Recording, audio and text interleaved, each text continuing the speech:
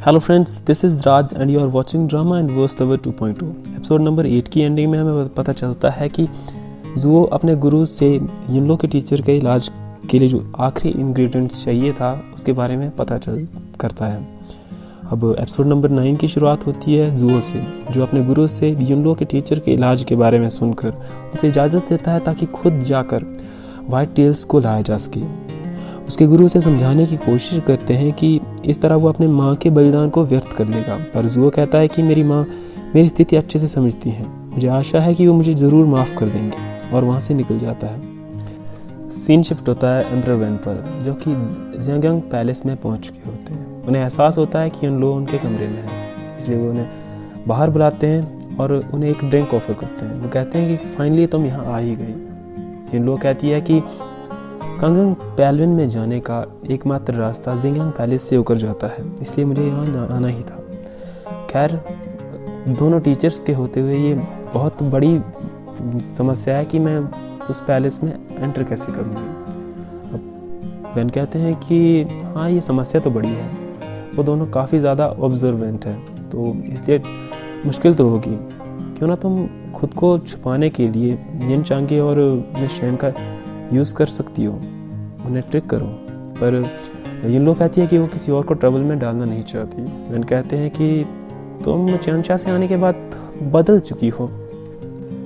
युनलो कहती है कि ऐसी बात नहीं है, मेरी जो मेडिसिन है उसका फाइनल इंग्रेडिएंट मुझे कहाँ मिलेगा, क्या तुम्हें इसके बारे में पता है? वेन कहते हैं कि अभी तक नहीं। युनलो कहती है कि तुम जल्दी करो, मुझे जल्दी से जल्दी उसके पता चाहिए। अब वेन कहता है कि मैं कोशिश करूँगा। अब युनलो वहाँ से चली जाती है। वहाँ ज़ियांगयांग पैलेस के रास्ते पर जुओ को एम्परर वेन उनका इंतज़ार करते हुए मिल जाते हैं। जुओ को लगता है कि एम्परर वेन अभी भी उन पर नज़र रखे हुए हैं, इसलिए वे उनसे कहता है कि पेंटिंग अपनी जगह वापस आ चुकी है और आपका ऋण भी समाप्त हो चुका है, तो इसलिए अब आपको हमारी फ़िक्र करने की ज़रूरत नहीं है। वेन कहते हैं कि तुम गलत समझ रहे हो, हम तो गलती से मिल गए, ये सिर्फ एक इत्तेफाक है। लेकिन शायद डॉक्टर गुई ने तुम्हें बताया नहीं कि ये त्यांदी चोटी है, ये युनलो की कमज़ोरी है। यहाँ से मेडिसिन चुराना चैनशा से पेंटिंग चुराने जितना आसान नहीं होगा।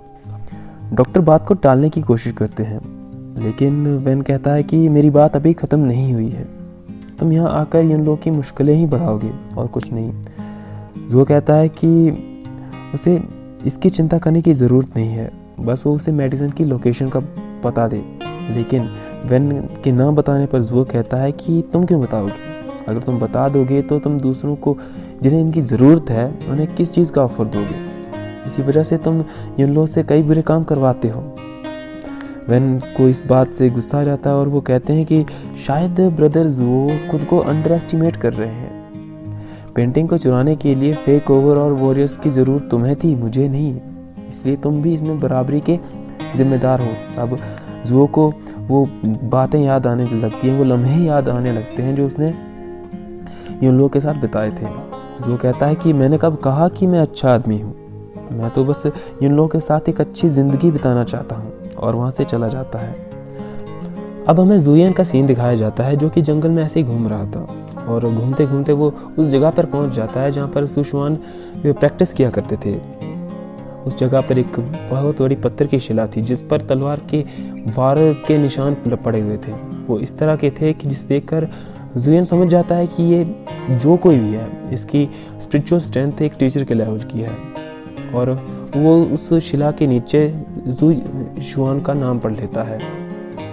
इतने में वहाँ पर यिन भी आ जाता है। यिन कहता है कि तुम यहाँ क्या कर रहे हो? पर जुयन कहता है कि मैं तो यहाँ पर बस घूमते घूमते आ गया हूँ। यिन कहता है कि यहाँ पर रहना हमारे लिए ठीक नहीं है। इस पर जुयन उससे पूछ लेता है कि ये सुशुआन कौन है। यिन कहता है कि तुम्हें ये नाम कैसे पता चला? अब जुयन कहता है कि इस शिला पर लिखा है। यिन उसे समझाता है कि वो एक रेबल था जिसने बहुत बड़ी मुश्किलें खड़ी करी थी, लेकिन अब वो मर चुका है, हमारा यहाँ रहना भी ठीक नहीं है, और वहाँ से चले जाते हैं। वहाँ डॉक्टर जुओ जैसे ही ज़ियांगयांग पैलेस में आता है तो वहाँ जाने के बाद सबसे पहले मिस चेन से और यिन से मिलता है, जिनसे मिलने के बाद वो उन्हें बताता है कि चेनसा में जब वो पॉइजन से इफेक्टेड हुआ था उसी दौरान उसका असर मिस चेन पर भी हुआ था। दरअसल ये उसकी एक चाल थी, और वो मिस चेन की नब्ज़ देखने के बहाने उस पर पॉइजन का इफेक्ट कर देता है। अब जुओ इसके साइड इफ़ेक्ट बताते हुए कहता है कि ये जानलेवा है। अगर मिस चेन इसका इलाज नहीं करवाती हैं तो इसके काफ़ी बुरे अंजाम हो सकते हैं। क्या पता मिस चेन की जान भी जा सकती है, या इन फ्यूचर वो कभी मार्शल आर्ट की प्रैक्टिस नहीं कर पाएंगी। ये बात सुनते ही मिस चेन को बहुत ज़्यादा धक्का लगता है। जब वो ये इलाज के बारे में पूछते हैं तो जुओ घबराते हुए कहते हैं कि इसका एक ही इलाज है जिसका नाम है लिंगजी मशरूम, जो मुझे पता नहीं है ये कहाँ मिलेगा, लेकिन मुझे लगता है कि एम्परर वेन इसके बारे में ज़रूर जानते होंगे। अब वो चारों एम्परर वेन की ओर देखने लगते हैं।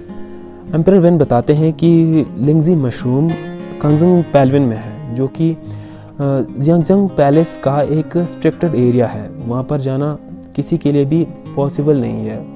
और सबसे बड़ी प्रॉब्लम ये थी कि जो उनके टीचर्स थे वो उस पैलविन के बाहर ही सोते थे। इस वजह से वहाँ पे जाना बहुत ही ज़्यादा मुश्किल था। टीचर्स का जो कैबिन था वो उस पैलविन के बाहर होने की वजह से ये और ही ज़्यादा सिक्योर हो चुका था। यिन कहता है कि वो इस बारे में टीचर्स से बात करेगा और मुझे आशा है कि टीचर ज़रूर हमारी मदद करेंगे। पर मिस चेन कहती है कि अगर हमने टीचर्स को पॉइज़न के बारे में बताया तो वो इसका कारण पूछेंगे और मजबूरन हमें ये बताना पड़ेगा कि हमने फेक वर्ड्स के साथ मिलकर काम करा है, क्योंकि हमारे लिए मुश्किल खड़ी कर सकता है। और आप तो जानते ही हो कि हमारे टीचर्स और एम्परर वेन के रिलेशनशिप कैसे हैं। ये बात एम्परर वेन सुन लेते हैं। एम्परर वेन कहते हैं कि मुझे लगता है मिस चेन मुझ पर विश्वास नहीं कर रही है। अगर इन फ्यूचर आप मार्शल आर्ट्स की प्रैक्टिस नहीं कर पाएंगी तो आपको इस मौके का फ़ायदा उठाना चाहिए। जल्दी मैरिड हो जाइए और बच्चे पैदा करिए। मुझे आशा है कि आप एक अच्छी माँ बनेंगी। और ये एक मार्शल आर्ट एक्सपर्ट के लिए बहुत बेइज्जती वाली बात थी।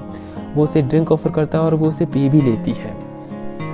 अब हमें जुयन और यिन चांगे का सीन दिखाया जाता है जो आपस में बात कर रहे होते हैं। जुयन कहते हैं कि मैं तुम्हारा और तुम्हारे टीचर के बीच के ट्रस्ट की रिस्पेक्ट करता हूँ, लेकिन क्या तुमने सच में कभी कोई रूल्स नहीं तोड़े हैं? यिन कहते हैं कि मैं 4 साल की उम्र से मार्शल आर्ट की प्रैक्टिस कर रहा हूँ और 14 साल हो चुके हैं मुझे, लेकिन आज तक मैंने कोई रूल नहीं तोड़ा है, कभी प्रतिबंधित क्षेत्रों में भी नहीं गया हूँ। जुयन कहता है कि मेरा उल्टा है यार, क्योंकि मैं तो प्रतिबंधित क्षेत्रों में भी गया हूँ और मैंने रूल्स भी तोड़े हैं और मैंने उनसे भी हर जगह से कुछ न कुछ नया सीखा है।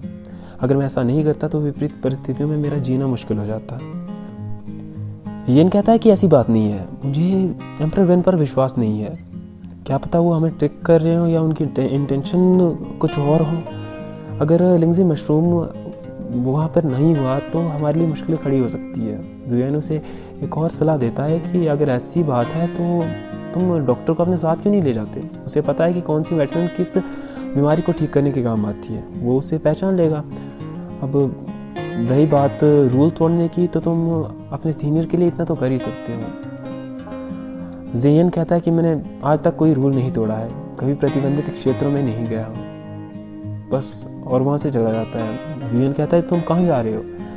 यिन कहता है कि मैं डॉक्टर को ढूंढने जा रहा हूँ, मुझे मेरा पीछा मत करना, और वहाँ से चला जाता है। वहाँ से जाने के बाद वो डॉक्टर प्लान करते हैं, वो एक मेडिसिन से पैलविन के बाहर के सारे पहरेदारों को सुला देते हैं और अंदर जाने की कोशिश करते हैं। रास्ते में यिन कहता है कि इन्हें इनसे कोई हानि तो नहीं होगी ना। डॉक्टर कहता है कि इसे सिर्फ एक अच्छी नींद में जाएंगे, क्या तुम ट्राई करना चाहोगे? यिन कहता है कि नहीं यार मैं ठीक हूँ, और अंदर चले जाते हैं। अंदर जाने के बाद यिन कहता है कि डॉक्टर अब तुम्हारा काम शुरू होता है, अब आप ही देखो कि कौन सी मेडिसिन होगी, मुझे नहीं पता है।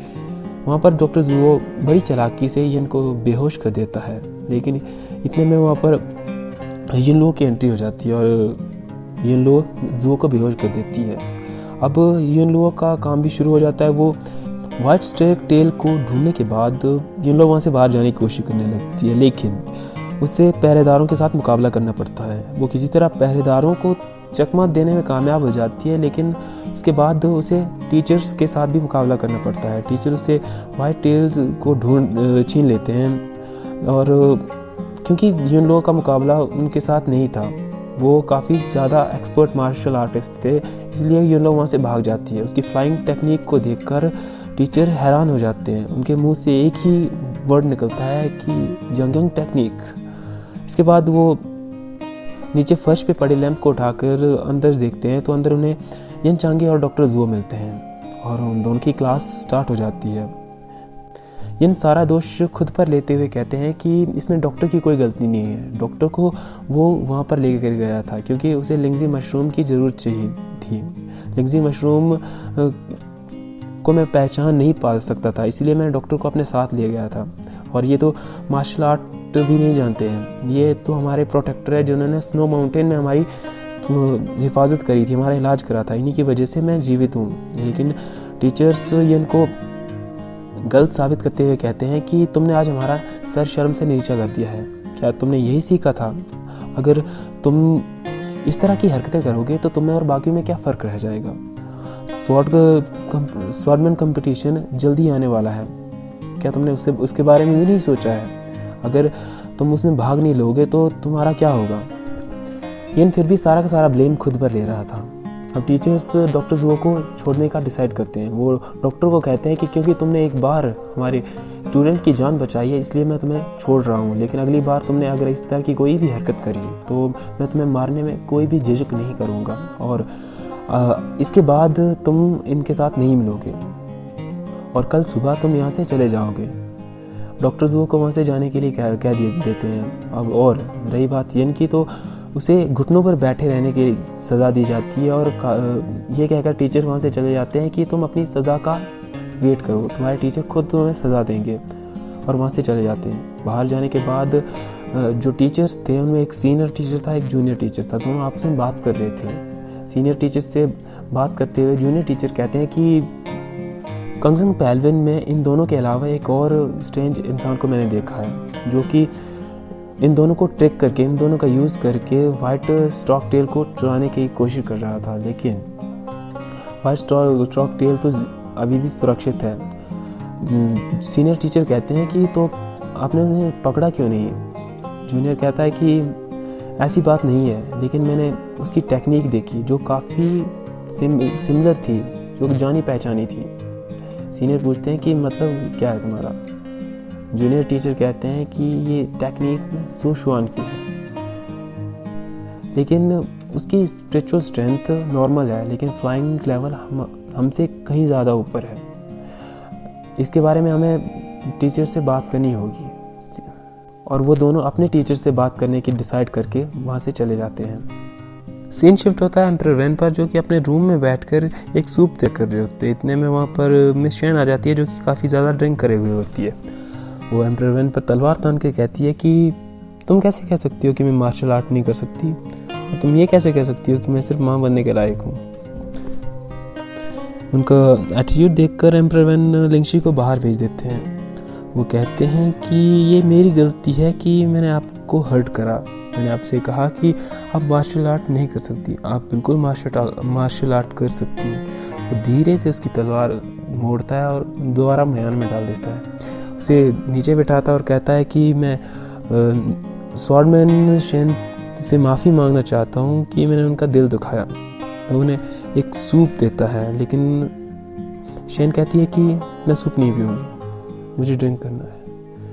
अब एम्परर वैन उसे ड्रिंक ऑफर करता है। वो एक ड्रिंक पीती है, उसके बाद बोलती है अगेन एक और, तो एक और ड्रिंक पीती है। इसके बाद एम्परर वैन उसे सूप ऑफर करते हैं। वो कहते हैं कि अगर आप ये सूप पिएंगी तो आप भविष्य में मार्शल आर्ट की प्रैक्टिस कर पाएंगी और साथ ही एक महान मार्शल आर्टिस्ट बनेंगी, एक महान तलवारबाज बनेंगी, आप ज़रूर इसमें कामयाब होंगी। तो स्वॉर्डमैन शेन कहती है कि क्या सच में तुम सच कह रही हो ना?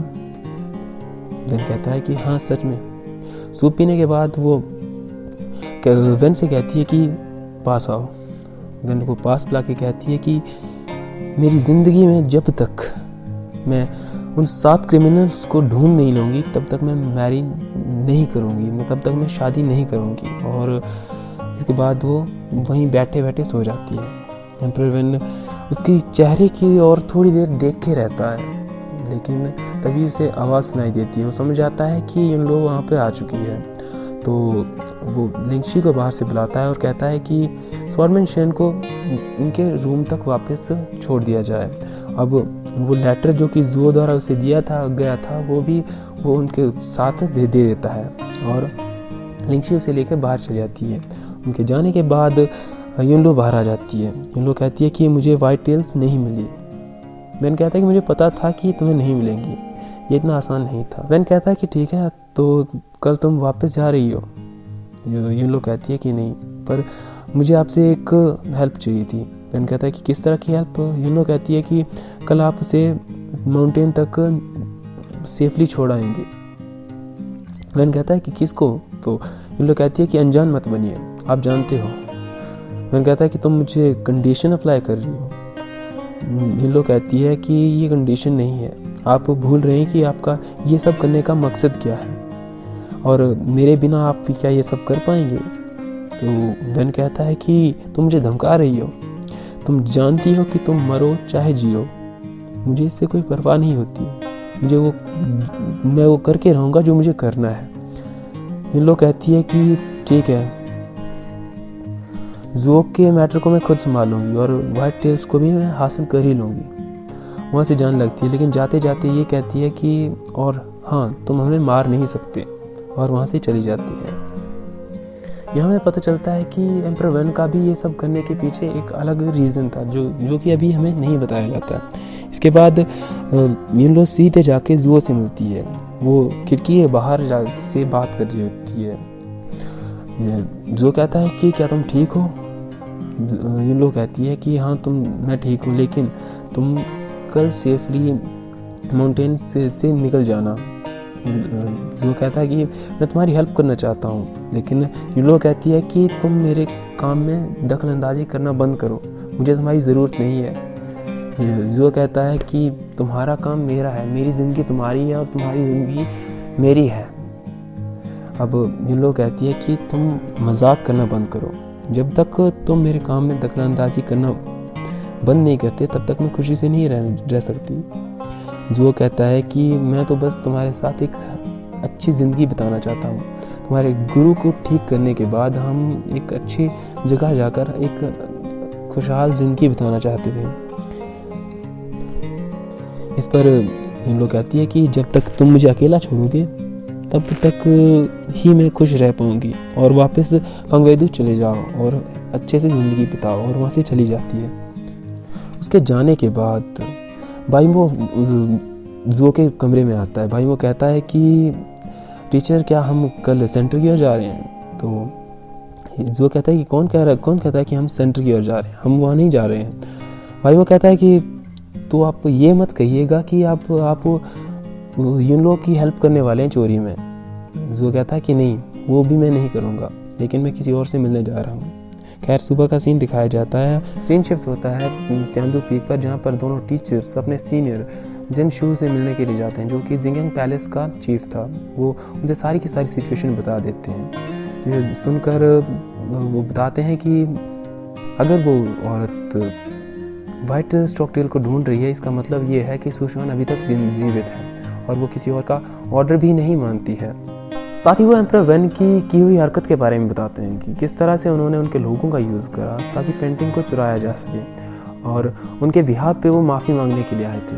हमने उन्हें माफ़ कर दिया क्योंकि उन्होंने हमें शेंगवांग और 7 डेंजरस क्रिमिनल की इन्फॉर्मेशन देने का वादा किया था, और जब तक हमें इन्फॉर्मेशन नहीं मिल जाती हम उन पर एक्शन भी नहीं ले सकते। अब जिंगशू उन्हें एक सलाह देते हैं कि इस बार जो मार्शल आर्ट कंपटीशन होने वाला है, इसमें जो विनिंग प्राइज़ है उसे वाइट स्टॉकटेल को रखा जाए, और मैं देखना चाहता हूँ कि वो कितनी काबिल है। और वो वहाँ से चले जाते हैं। अब हमें सीन दिखाया जाता है, चीफ के ऑर्डर के अकॉर्डिंग दोनों टीचर अब योर रेजिडेंस में जाते हैं ताकि विनिंग प्राइज़ को वहाँ पर रखा जा सके। योर रेजिडेंस के चीफ मुशुई टीचर्स से विनिंग प्राइज़ को मांगते हैं ताकि उसे सेफली किसी जगह पर रखा जा सके, पर टीचर्स उन्हें ये देने से इनकार कर देते हैं। वो कहते हैं कि ये काफ़ी यूनिक चीज़ है और पूरी दुनिया में एकमात्र है, अगर ये हमारे पास रहे तो ज़्यादा सही होगा। इस पर मुशुई ज़्यादा बहस नहीं करते हैं, वो कहते हैं कि ये भी सही बात है। अब वो मुयंग को मिस चैन को पूरे योर रेजिडेंस में घुमाने की बात करते हैं, क्योंकि वो दोनों मंगेतर थे, एंगेज्ड। और यहीं पे एपिसोड नंबर 9 समाप्त हो जाता है। आपको हमारे एपिसोड कैसे लग रहे हैं प्लीज़ कमेंट करके ज़रूर बताइएगा, और आगे के एपिसोड देखने के लिए चैनल को सब्सक्राइब करना ना भूलें। धन्यवाद।